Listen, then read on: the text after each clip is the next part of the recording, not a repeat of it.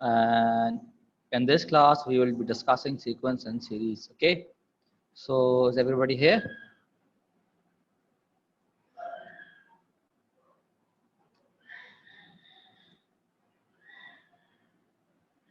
Are you listening to me? Should we start the class? Okay, so as all of you have studied sequence and series in AS, so I will be expecting a quick revision in this class. So if you find anything difficult, then please discuss it with me, or in either case, we will just move very quickly. And if you want me to discuss in detail, then let me know. Okay. So first of all, we started with 1. What we did, we added 3, so it will become 4. We again added 3, it will become 7. Again we added 3, it will become 10, and 3 will be added, so on. So we will get a sequence in which difference is the same. You can clearly see that the difference between these two numbers, 1 and 4, and the 4 and 7, and 7 and 10, and 10 and 13, the difference remains the same. So the difference here is 3. So in a sequence, when the difference remains the same, the sequence is known as arithmetic progression or arithmetic sequence. So AP stands for arithmetic sequence. ये जो मैं topic discuss कर रहा हूँ, ये वही notes हैं जो आपको दिए गए हैं, उन्हीं के अंदर से डिस्कस किया जा रहा है. अगर आप खोलना चाहें तो इन नोट्स को खोल सकते हैं अपने सामने, ताकि आपको कुछ लिखना हो तो उन्हीं नोट्स के अंदर लिख लीजिए आप. I am giving you 1 minute.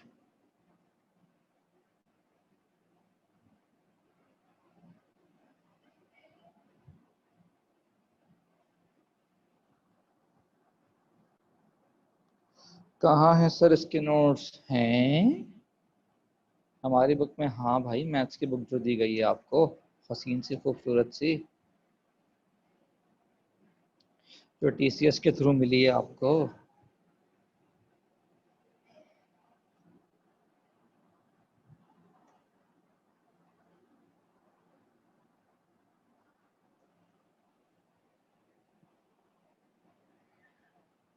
Okay, so starting from A,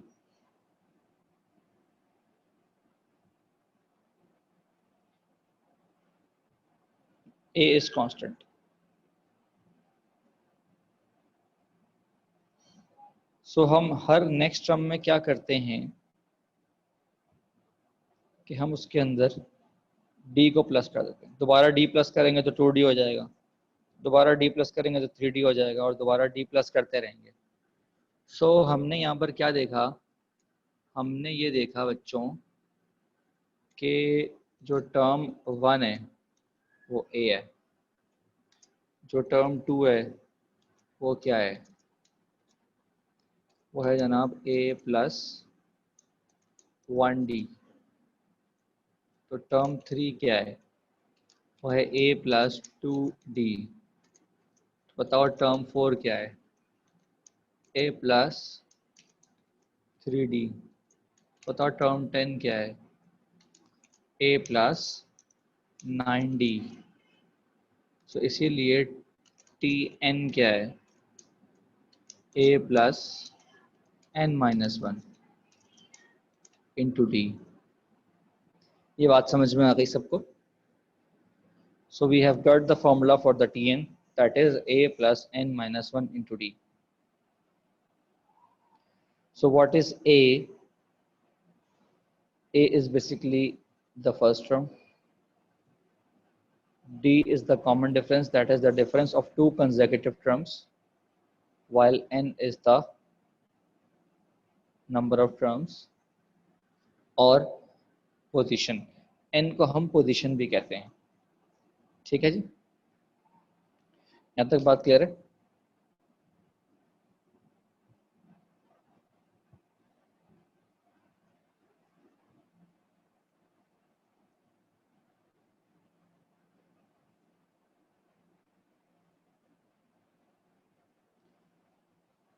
सो ये फॉर्मूले आपको पता है, पहली दफ़ा नहीं देख रहे आप।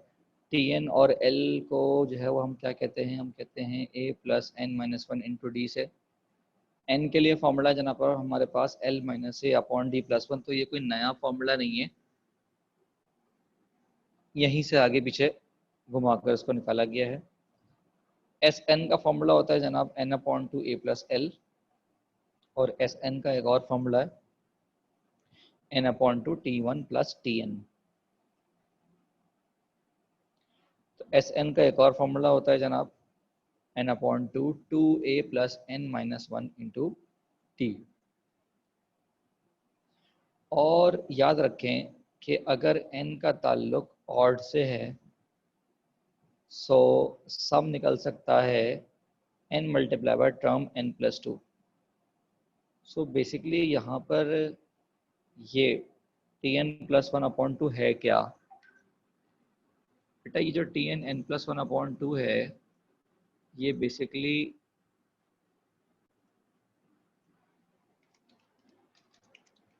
मिडिल टर्म है। सो फॉर सपोज अगर आपसे कहा जाए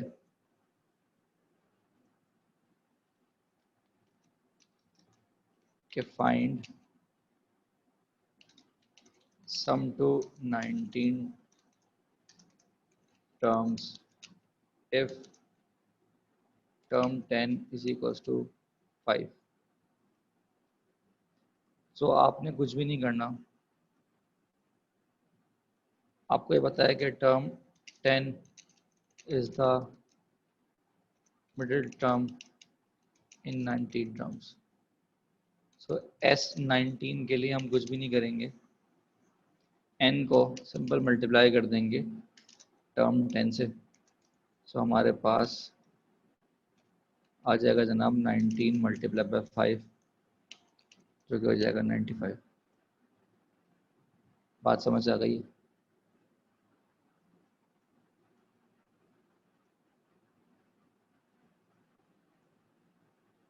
क्लियर है सबको ये example?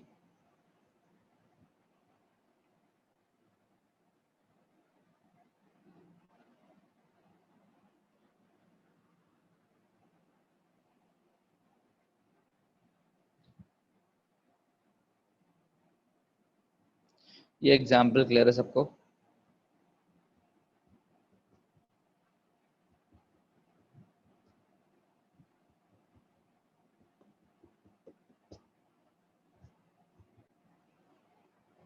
Sir term 10 middle term कैसे, 19 का हाफ कर लें या फिर आप इसको देख लें?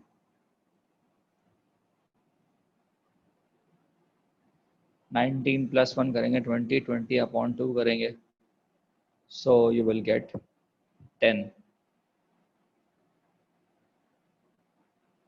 Okay, so now see this example 159 and so on, and we have to find out the 13th term.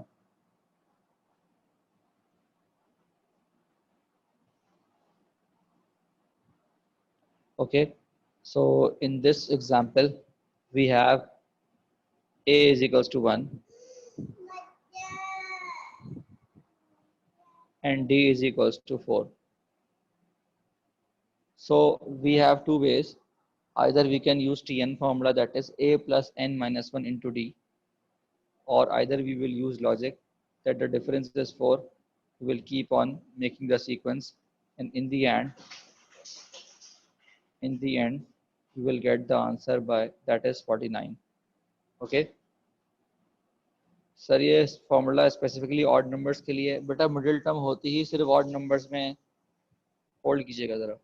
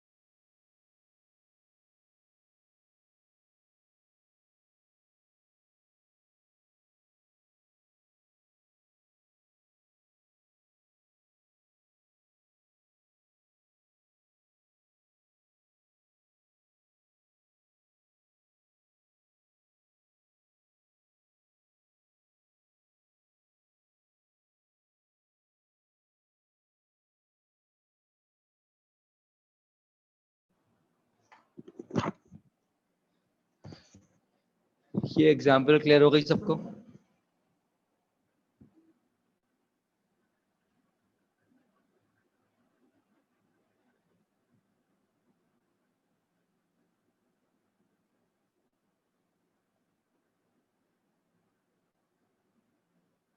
Okay,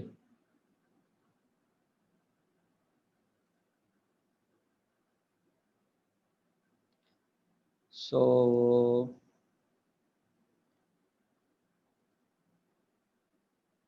these two examples are also easy.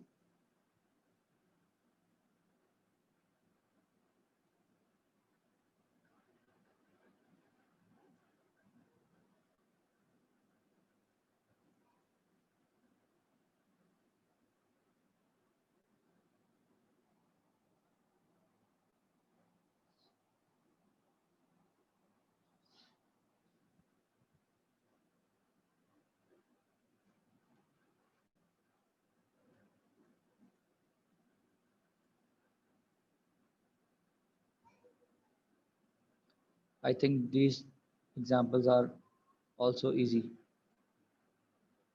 Just take a look at this example and take a look at this example.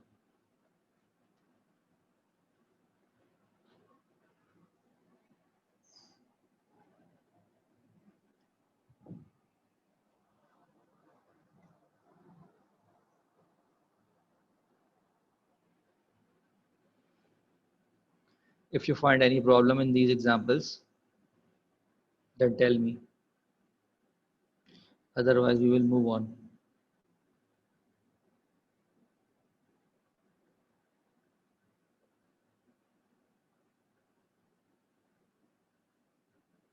Should I move on, or is there any problem?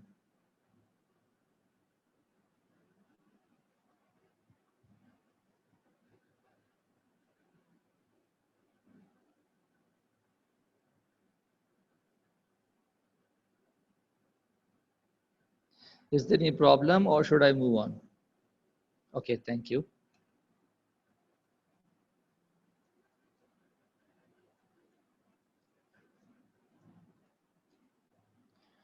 So just take a look at this chart, and I'm going to discuss the problems involving these type of questions. So let's take a look that what is given if you have given Tn and you require a sequence. What will you do? Just you have to put n equals to 1, comma 2, comma 3 in the Tn and form a sequence. For example,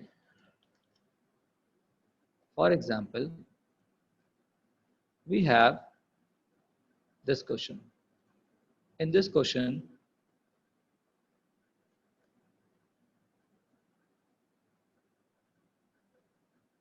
they are asking for the sequence and they have given the Tn. So we have to find out the sequence and we have been given the Tn. So what we will do, हम क्या करेंगे, हम n equal to 1 put करेंगे, n equal to 2 put करेंगे और n equal to 3 put करेंगे. So हमने क्या किया, हमने n equal to 1 पुट किया और t1 निकाली, n equal to 2 पुट किया और t2 निकाली और n equal to 3 पुट करके हमने t3 निकाली.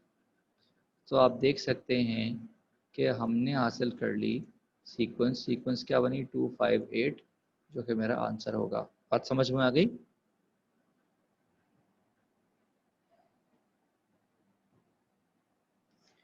क्लियर है जनाब ये एग्जाम्पल?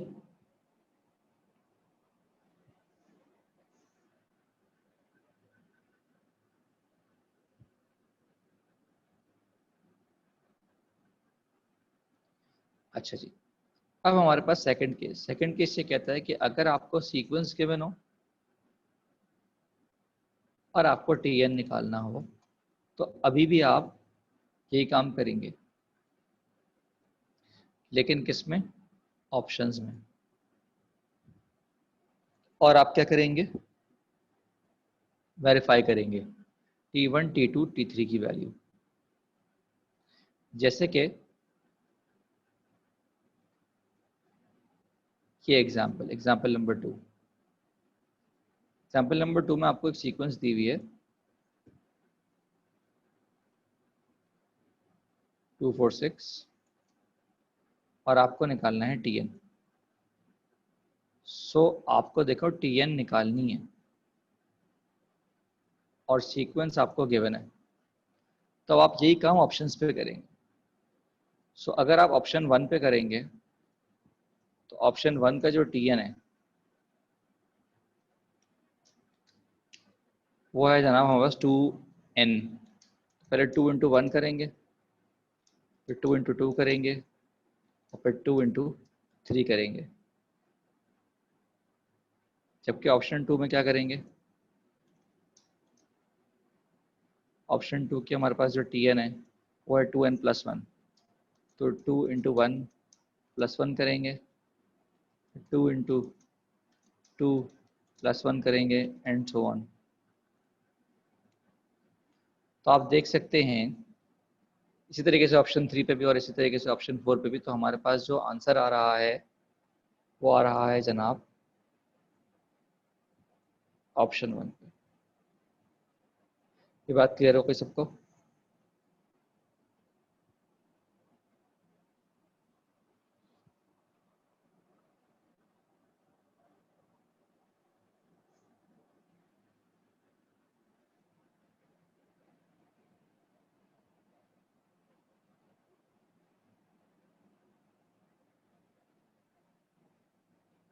ये बात क्लियर है सबको?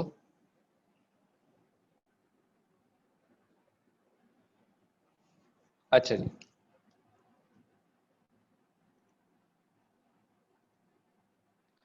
अब हमारे पास तीसरी बात देखें।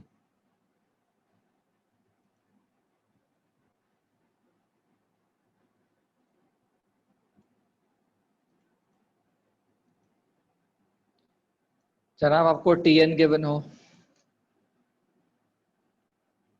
और आपको Sn निकालना हो, या आपको Sn गिवन हो और आपको Tn निकालना हो, तो आपने एक ही काम करना है, आपने वेरीफाई करना है। क्या वेरीफाई करना है? कि S1 जो है वो T1 के बराबर होगा और S2 जो है वो T1 प्लस T2 के बराबर होगा। सो जनाब ये बात वैसे आपको पता होनी चाहिए कि S1 जो है वो T1 के बराबर होता है,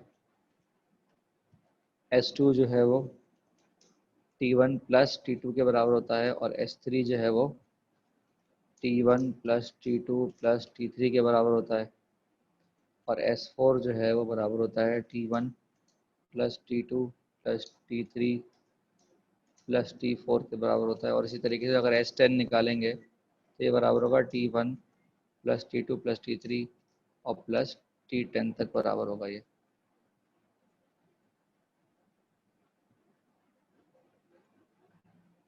बात समझ में आ गई?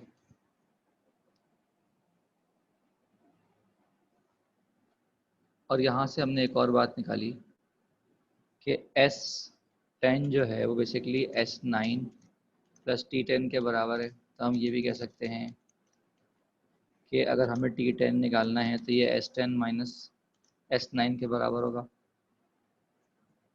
कह सकते हैं हम। तो इसी तरीके से हम कह सकते हैं कि T6 किसके बराबर होगा? T6 बराबर होगा S6 माइनस S5 के। तो इसी तरीके से अगर T4 निकालना है तो ये किसके बराबर होगा? S4 माइनस S3 के। ये बात समझ में आ गई सबको? तो हम ये कह सकते हैं कि Tn जो है वो बराबर होता है Sn माइनस Sn-1। ये बात समझ में आ गई सबको?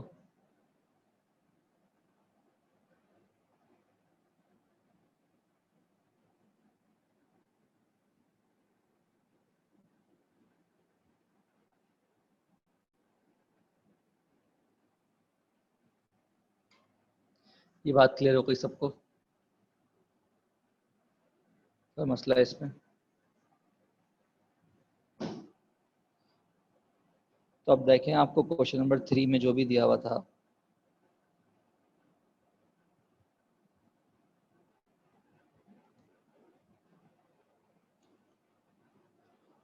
उसके लिए हमने क्या किया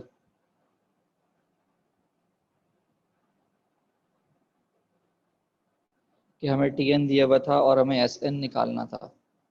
तो हमें टीएन दिया हुआ था और हमें एसएन निकालना था। तो टीएन जो क्वेश्चन में दिया हुआ था उसकी मदद से मैंने क्या किया, उसकी मदद से मैंने T1 भी निकाल लिया और उसकी मदद से मैंने T2 भी निकाल लिया, और फिर मैंने कर लिया T1 प्लस T2। और जितने भी ऑप्शंस थे उन सबका मैंने S1 भी निकाला, S2 भी निकाला, और मैंने वेरिफिकेशन कर ली। क्या वेरिफिकेशन कर ली कि S1 जो है वो बराबर आना चाहिए किसके, T1 के, और S2 जो है वो बराबर आना चाहिए T1 प्लस T2 के। ये वेरिफिकेशन कर ली। तो जब T1 प्लस T2 को देखता हूँ तो वो 4 आता है। तो और S2 जो है वो ऑप्शन 1 का 6 आता है, ऑप्शन 2 का जो है वो 2 नहीं आता बल्कि 4 आता है। यहाँ पर मिस्टेक है, यहाँ पर जो S2 है वो 4 आएगा। तो इसीलिए हमारे पास n² is the correct answer, क्योंकि वो वेरीफाई कर रहा है S2 is equal to T1 plus T2 को। ये बात समझ में आ गई?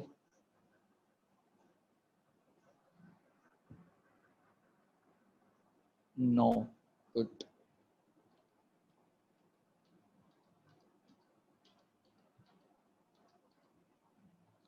Tn गिवन है 2n माइनस 1, Sn निकालना है। जब भी Tn गिवन होगा और Sn निकालना होगा तो Tn की मदद से हमने T1 निकाल लिया और T2 निकाल लिया। T1 निकाला n इक्वल टू 1 पुट करके, T2 निकाला n इक्वल टू 2 पुट करके। ये बात समझ में आ गई?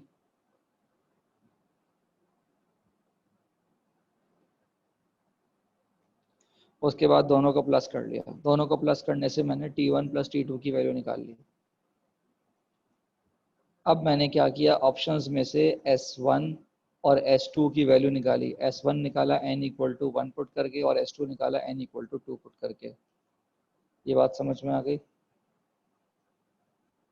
और अब मैं वेरीफाई करूंगा। क्या वेरीफाई करूंगा कि S1 और T1 जो है बराबर होना चाहिए और S2 बराबर होना चाहिए T1 प्लस T2 के। तो मैंने ये देखा कि ऑप्शन 2 ऐसा वाहिद है जिसका S2 जो है बराबर आ रहा है T1 प्लस T2 के। क्लियर हो गया बेटा, या दोबारा समझाऊं? बाकी सबको भी क्लियर है?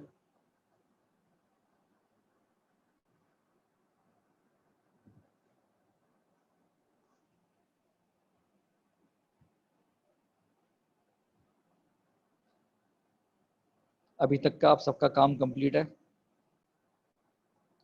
तो इस क्वेश्चन में हमने क्या किया, हमें Tn निकालना था, Sn दिया हुआ था, तो क्वेश्चन से हमने S1 और S2 निकाला।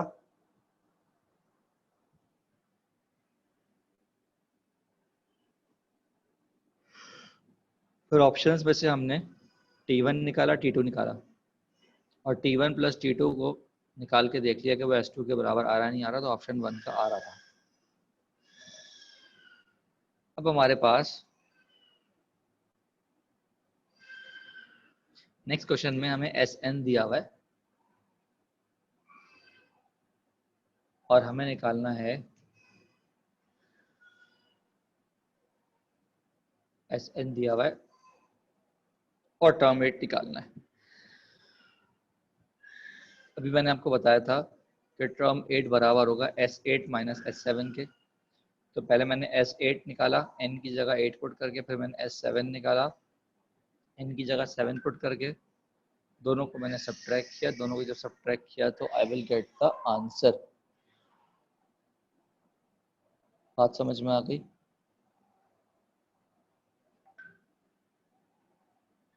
क्लियर है सबको?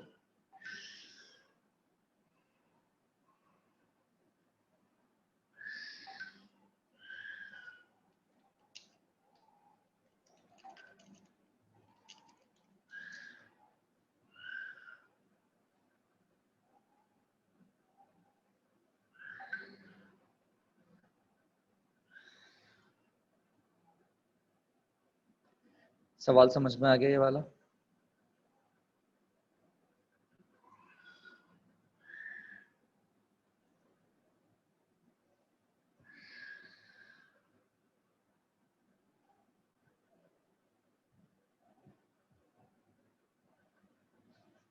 बेटा क्वेश्चन क्लियर है सबको?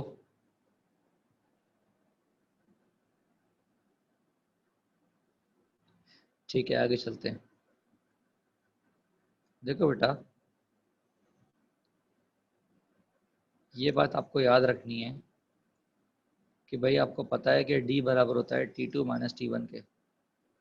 सो फॉर सपोज अगर आपको T5 माइनस T2 करना है तो ये 3d के बराबर आएगा, और अगर आप T10 माइनस T4 करेंगे तो ये 6d के बराबर आएगा।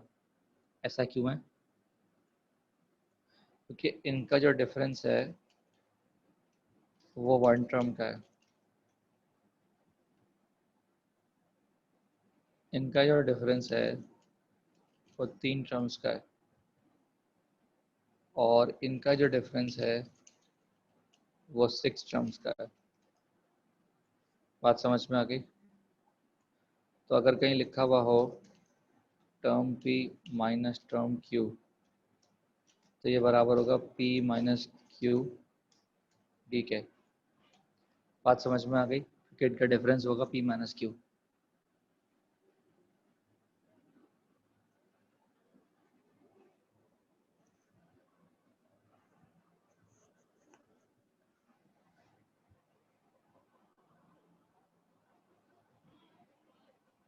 बात समझ में आ गई?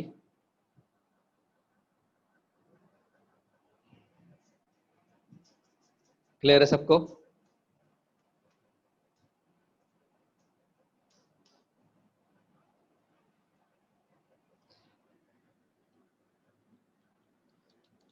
मैंने ये बताया कि D का फॉर्मूला होता है सिंपल T2 माइनस T1। दो कंसेक्यूटिव टर्म्स होती है ना, तो अगर T5 माइनस T2 करोगे तो टर्म्स कंसेक्यूटिव तो नहीं है, तो अब इसका आंसर D नहीं बल्कि 3D आएगा। और फॉर सपोज अगर T10 माइनस T4 है तो ये बराबर आएगा 6D के। उसका D जो है वो T2 माइनस T1 इसलिए था क्योंकि डिफरेंस ऑफ वन टर्म था। यहाँ पर डिफरेंस ऑफ 3 टर्म्स है इसलिए 3D आया। यहाँ पर डिफरेंस ऑफ 6 टर्म्स है इसलिए 6D आया। तो इसका मतलब term P minus term Q करेंगे तो ये बराबर आएगा P माइनस QD के। बात समझ में आ गई?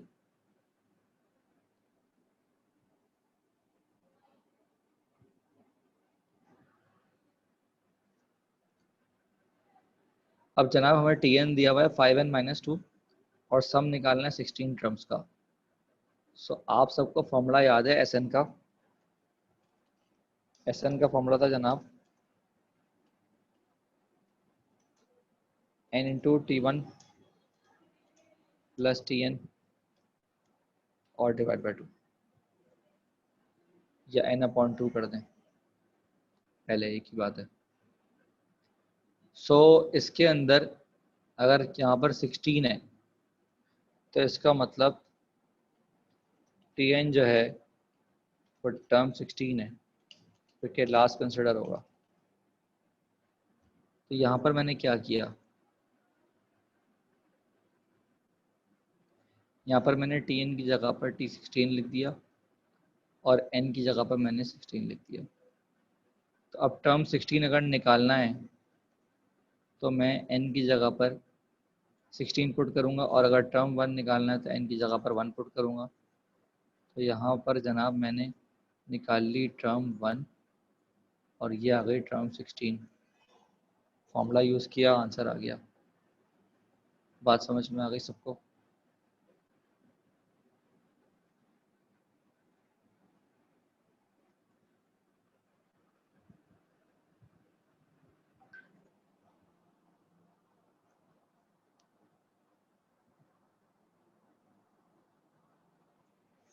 हाँ भाई, सबको क्लियर है?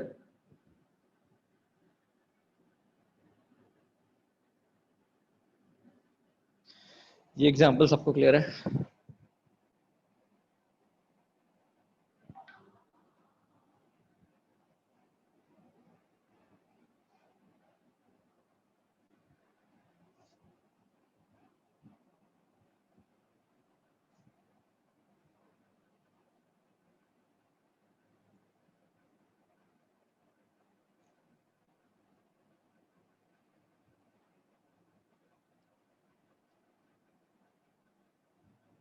जनाब अब देखिए इस एग्जाम्पल को। टर्म 2 दिया हुआ है 5, टर्म 7 दिया हुआ है 40 और टर्म 16 निकालना है। तो पहले मैंने डिफरेंस यूज किया टर्म 7 और टर्म 2 का, तो वो आएगा 5D। तो टर्म 7 की वैल्यू थी 40 और टर्म 2 की वैल्यू थी 5, और इसकी मदद से मैंने निकाल लिया D। किसी को मसला D निकालने में?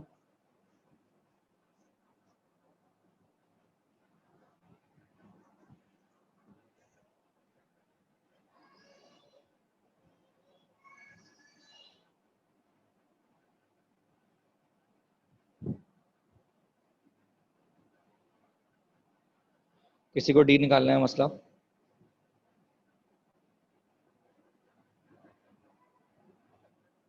तो अब अगर मैं T16 निकालना चाहता हूँ, जो कि मुझे अननोन है, तो अब मैं यूज करूंगा T16 माइनस T7 को, क्योंकि इनका डिफरेंस जो है वो 9 है, तो यहाँ पर आ जाएगा 9D। तो यहाँ पर मुझे टर्म 7 की वैल्यू पता थी 40 और D की वैल्यू मुझे पता थी 7, वो मैंने पुट कर दिया और यहाँ से बड़े आराम से मैंने टर्म 16 निकाल दिया। तो जनाब यहाँ पर ये सवाल इस तरीके से भी हो सकता है कि आपको दिया हुआ है भाई टर्म 2 जो है वो 5 है, टर्म 7 जो है वो 40 है और टर्म 16 जो है वो अननोन है। तो इसका तरीका ये है कि आप एक बनाएं डिटर्मिनेंट। डिटर्मिनेंट कैसे बनाएंगे? सबसे पहले आप क्या करेंगे, आप लिखेंगे इनकी वैल्यूज 5, 40 और जो अननोन है उसको x ले लें।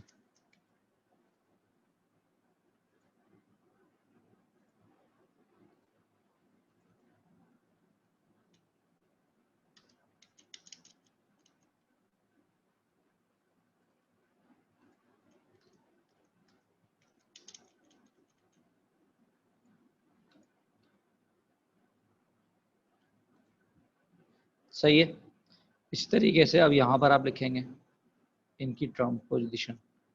तो टर्म पोजीशन इसकी 2 है, इसकी 7 है और इसकी 16 है, और लास्ट में आप लिख दीजिए 1 1 1, और इसका जो डिटर्मिनेंट है वो आप इक्वेट कर दीजिए 0 से।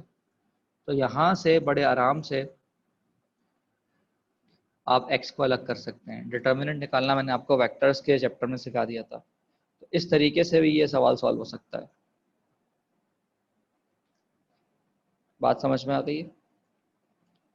किसी को मसला है तो बताइए, रिपीट कर दूंगा।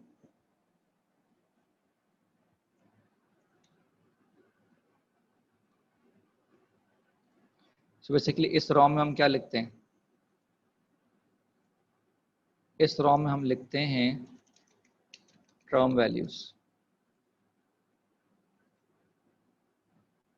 इस वाली रॉम में हम क्या लिखते हैं?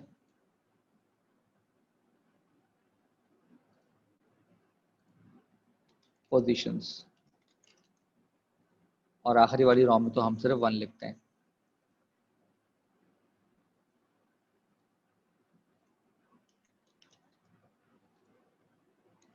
बात समझ में आ गई?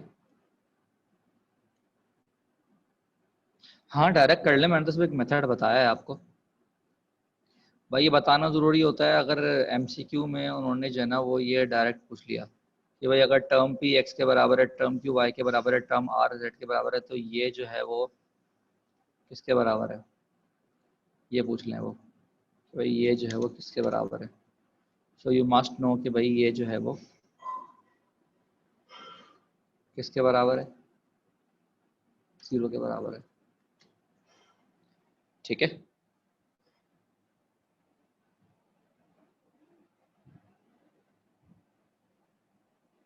बात समझ में आ गई सबको?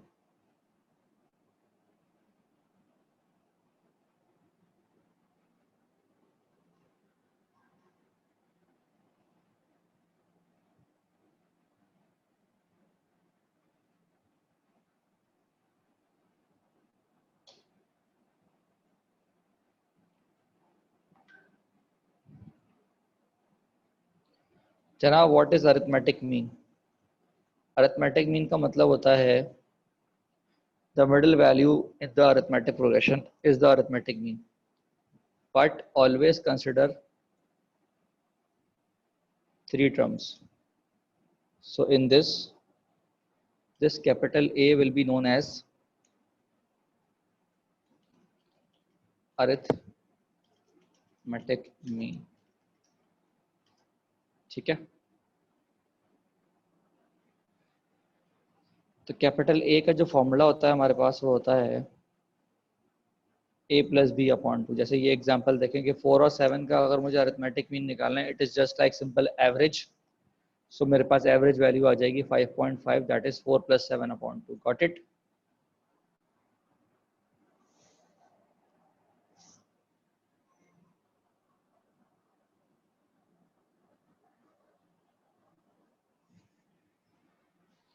अच्छा जी, अब लेकिन होता ये है कि देखिए हमारे पास एक अदद सीक्वेंस है जिसके अंदर ये जो है ना वो है जनाब टर्म 1, और ये जो है वो क्या है, लास्ट टर्म है। लेकिन मैं इसको कह रहा हूँ टर्म n+2। क्यों कह रहा हूँ? क्योंकि इसके बीच में ना मैंने डाल दिए हैं n वैल्यूज। इन n वैल्यूज को मैं क्या कह रहा हूँ, इनको हम कहते हैं n अरिथमेटिक मीन्स। सो a1 जो है वो क्या है, फर्स्ट am है, लेकिन वो टर्म 2 के बराबर है, और टर्म 2 बराबर है a+d के। ये बात समझ में आ गई है? तो a2 जो है वो सेकंड am है, जो कि टर्म 3 के बराबर है, और टर्म 3 बराबर होता है a+2d के।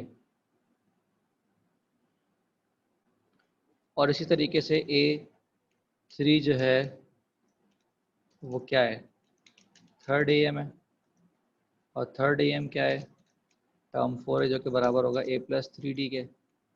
तो बाय पैटर्न हमने ये देखा कि ए के जो है बेसिकली क्या है, केथ am है, जो कि बराबर होगा a+kd के। और इसी तरीके से ए एन जो है वो क्या है, nth am है, और ये बराबर होगा a+nd के। ये बात आपको समझ में आ गई है कि a1 a2 a3 ak an क्या है?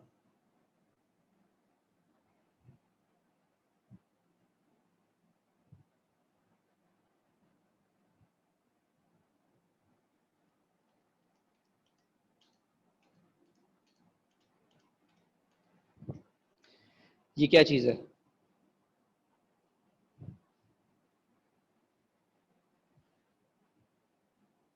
Arithmetic mean is just b the one previous value.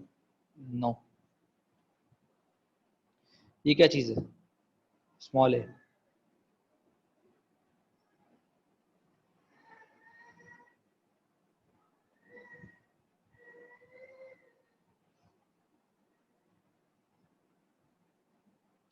Ramsha please बताइए ये स्मॉल ए क्या चीज है?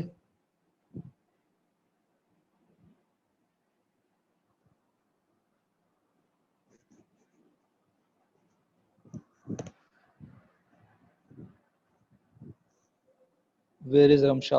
First term. Okay. So this is the first term. And what is this? The last term. है ना? लेकिन मैंने इसको कंसिडर किया टर्म n+2।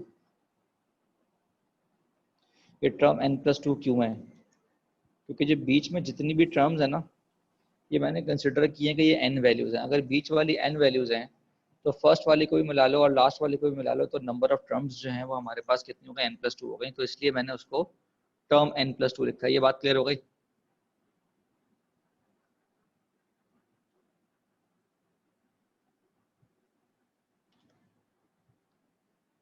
ये जो जितनी भी मिडिल वैल्यूज हैं इनको मैं कह रहा हूँ n अरिथमेटिक मीन्स, क्योंकि ये मिडिल वैल्यूज हैं। तो ये सारी की सारी मैं इनको अरिथमेटिक मीन्स कह रहा हूँ।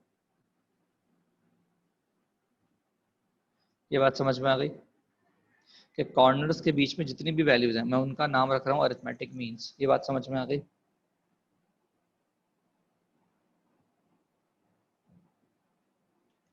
सो A1 बेसिकली क्या है? फर्स्ट अरिथमेटिक मीन है, जो कि इन एक्चुअल टर्म 2 है।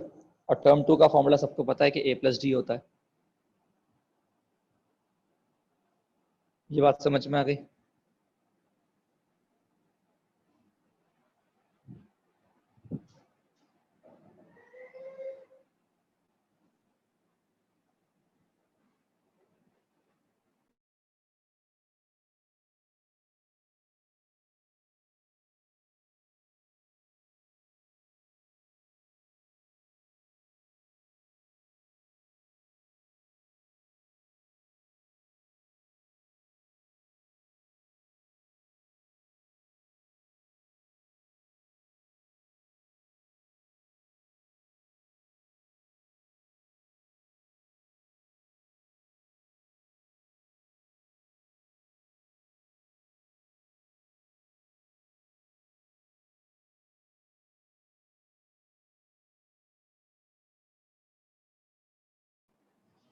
सो बेटा आप क्लियर है? आपको समझ में आ गई ये बात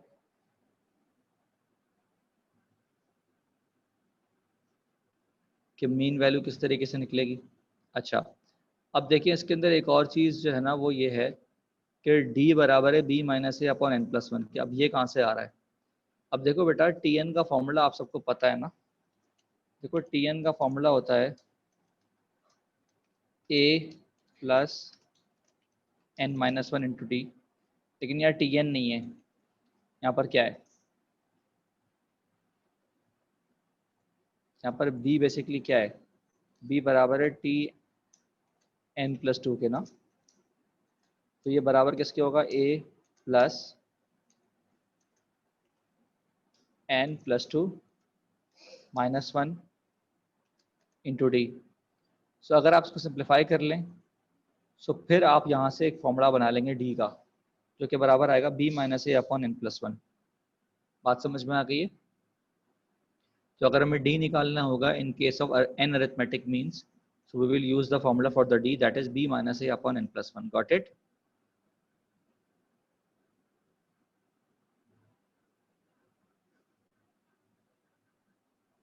सबको समझ आ गया कि d कैसे आया?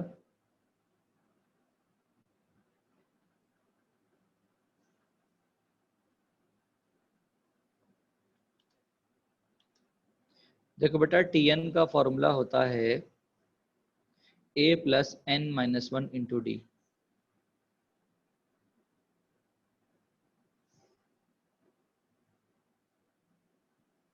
अच्छा ठीक।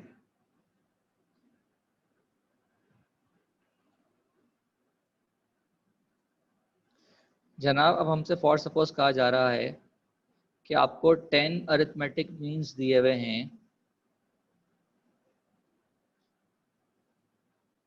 बिटवीन 6 and 50 और आपसे मांगा जा रहा है A6। तो अब यहाँ पर देखो आपके पास डाटा क्या क्या है। देखो 10 AMs का मतलब है कि जो N है वो 10 है और A जो है वो 6 है और B जो है वो 50 है। तो पहले हमने निकालना है डी। कैपिटल डी का फॉर्मूला है जनाब B minus a upon N plus one, और हमें ए सिक्स निकालना था, तो हमने क्या कर दिया, ए सिक्स के लिए हमने क्या कर दिया, ए प्लस सिक्स डी।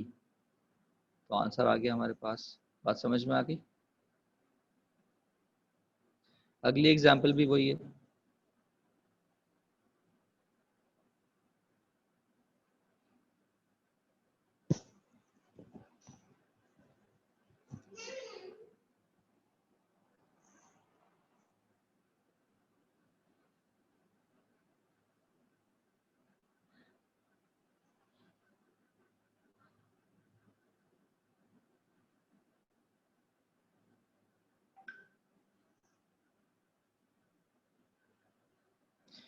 अच्छा जी, सम ऑफ सीरीज अगर निकालनी हो आपको, जब मीन्स गिवन होंगे, तो इसका फॉर्मूला होगा जनाब n plus two upon two a plus B.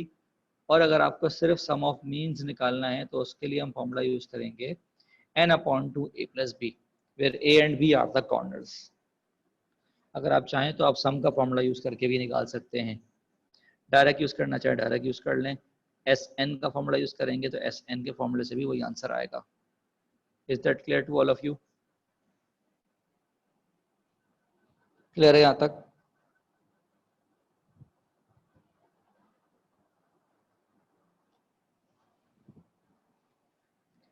Clear है यहाँ तक? समझ आ गया? कोई मसला?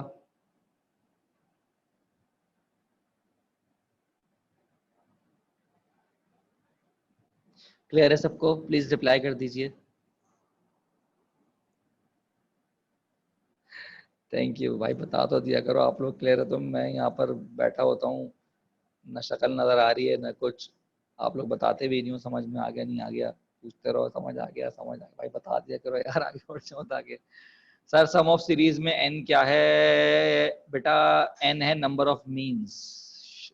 I should I should have inform you कि भाईजान एन जो है ना यहाँ पर नंबर ऑफ मीन्स है, A M rather. Okay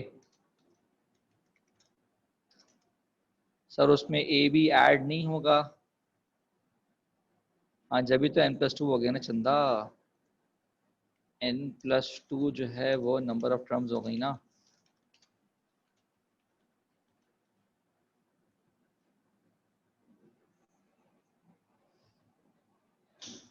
clear है जनाब?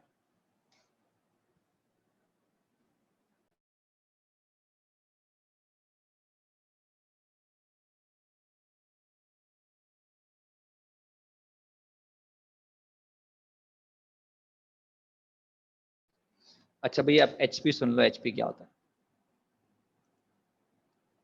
एच पी जो है वो ए पी का रेसिप्रोकल प्रोग्रेशन होता है। अगर आप ए पी को, अरिथमेटिक प्रोग्रेशन को रेसिप्रोकल कर दें, तो वो कहलाता है हार्मोनिक प्रोग्रेशन। जैसे मिसाल के तौर पे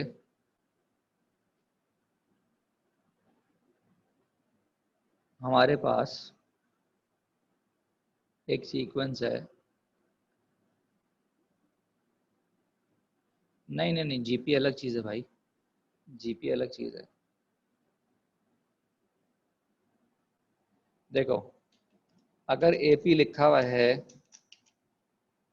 1 4 7 एंड सो ऑन, सो इसका एचपी क्या होगा? इसका एचपी होगा 1 1/4 1/7, सो ऑन। समझ में आई बात? अगर एचपी लिखा हुआ है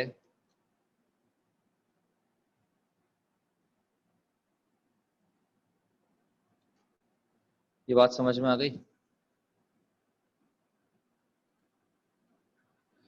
सो इस एग्जांपल में देखें, आपको एचपी दिया हुआ था 2 1 2/3। जब मैंने इसका एपी बनाया तो मैंने क्या बनाया, 2 1 1/3 गलत बनाया। So, अब यहाँ पर होना ये चाहिए था कि ये होता 3/2। तो जनाब यहाँ पर जो है वो ऊपर आएगा 3 और नीचे आएगा 2।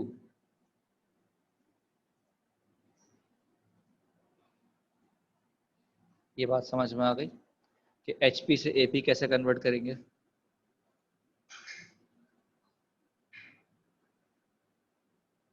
HP से AP कैसे कन्वर्ट होगा, ये बात समझ में आ गई सबको।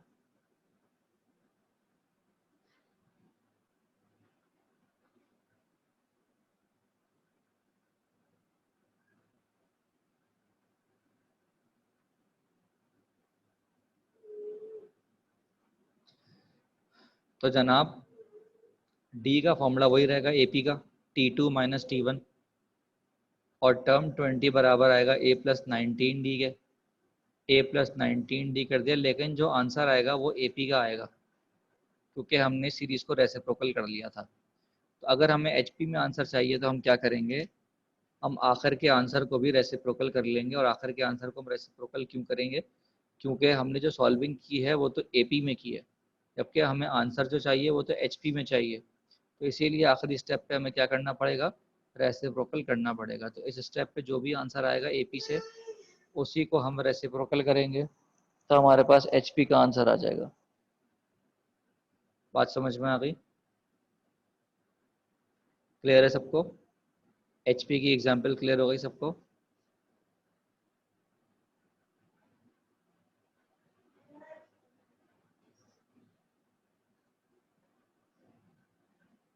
अच्छा जी, जैसे बेटा अरिथमेटिक मीन था, बिल्कुल वैसे ही हार्मोनिक मीन भी है। सो हम ये कह सकते हैं कि AHB जो है वो आपके पास बना रहे हैं HP।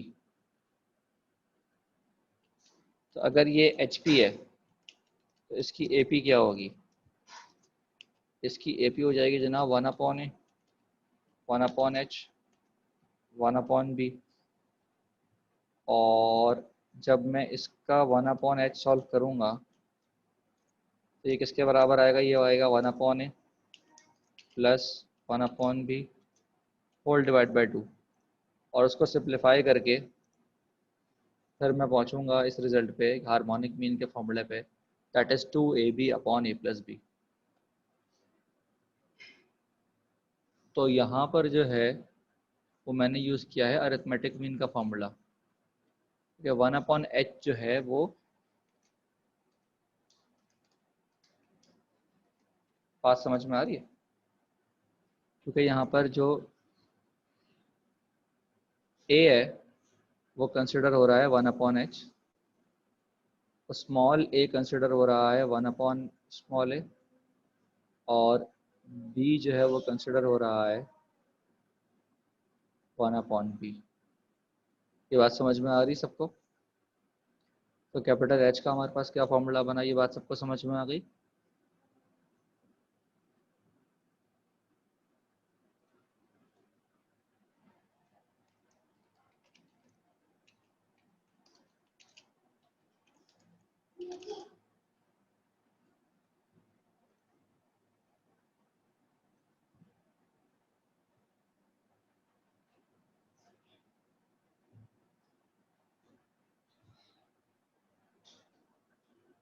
सबको क्लियर है जनाब।